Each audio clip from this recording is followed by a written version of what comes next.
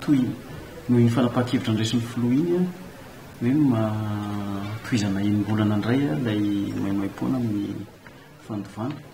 Ny hetsika ataonay zany voalohany indrindra aloha mandeha amin'ny resaka fandovanany fanatsarana ny fomba fiasa.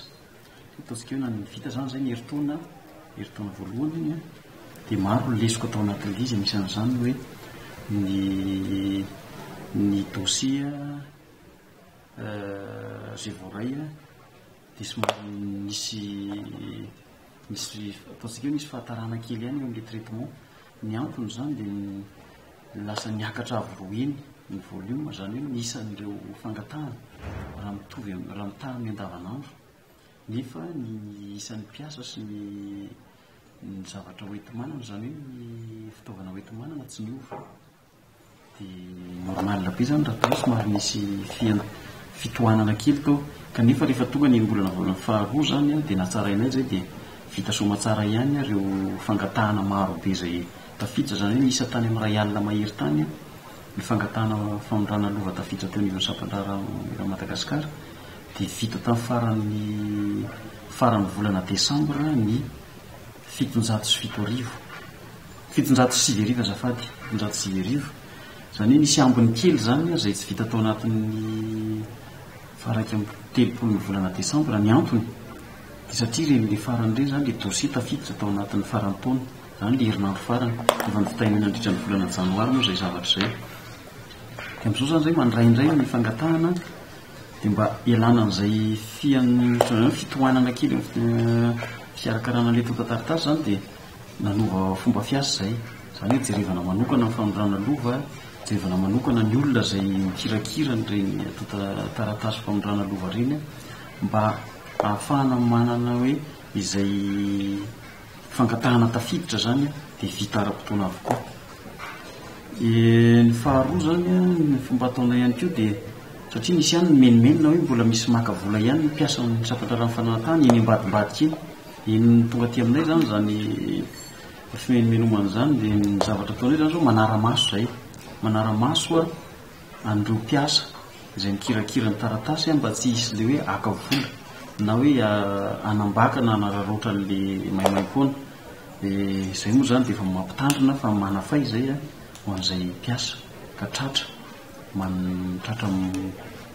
tsy manaza ny fanapahan-kevitra io zany. Na misy ihany koa ireo olona ataontsika hoe mpanera izay manararoatra n'ilay zava-misy dia any ambadimbadika ihany ny maka vola dia ezaka anara-maso zany ny tenivon'ny ministera.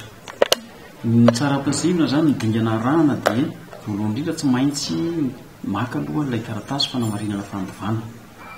Iny zany dia taratasy milaza hoe ireto ranona sy ranona daholo ny mpandovan'ilay maty. Dia ny faharoa izay tsy maintsy miaraka amin'ny taratasy fanamarinana fandovanany koa ny taratasy fanamarinana na hafatesan'ilay olona, satria tsy azo atao mandova olona velona. Dia ireo taratasy anankiroa ireo zany no entina makeny anivon'ny Sampandrarany etra izay ny eny koa zany maimaim-poana ihany koa. Dia ny eo amin'ny Sampandrarany etra zany mamoaka ilay tombam-pananana. Dia fantatra zany tombam-pananana fa saingy iny tsy andoavam-bola zany amin'izao vanim-potoana izao. Dia avy eo misy taratasy avoakany eo amin'ny Sampandrarany etra dia hoentina makeny anivon'ny Sampandrarany fananantany.